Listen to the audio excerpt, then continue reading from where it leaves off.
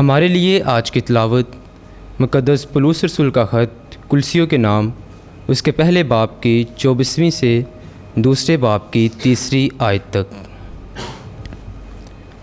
اب میں ان دکھوں کے سبب سے خوش ہوں جو تمہاری خاطر اٹھاتا ہوں، اور مسیح کی مصیبتوں کی کمی کو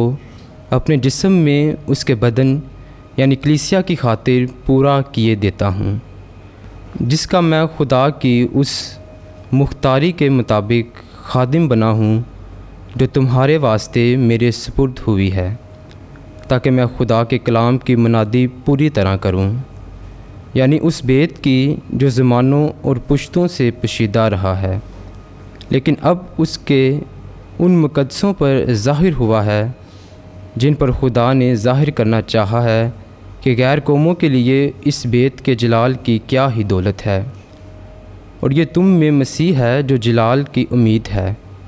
اسی کی منادی کر کے ہم ہر انسان کو نصیحت کرتے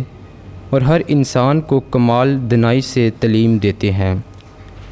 تاکہ ہر انسان کو مسیح میں کامل کر کے پیش کریں، اور جس کے لیے میں اس کی اس قوت کے موافق جاں فشانی سے محنت کرتا ہوں جو مجھ میں زور سے عمل کرتی ہے۔ میں چاہتا ہوں کہ تم جان لو کہ تمہارے اور ان کے واسطے جو لذیقیہ میں ہیں اور ان سب کے لیے جنہوں نے میری جسمانی صورت نہیں دیکھی میں کیا ہی جاں فشانی کرتا ہوں، تاکہ ان کے دلوں کی حوصلہ افزائی ہو اور کہ وہ محبت میں متحد ہوں اور پوری سمجھ کی تمام دولت کو پہنچیں اور خدا کے بیت یعنی مسیح کو پہچانیں، جس میں حکمت اور معرفت کے سب خزانے پوشیدہ ہیں۔ پاک کلام کے پڑھے اور سنے جانے پر خدا کی برکت ہو۔ خداوند کا شکر ہو۔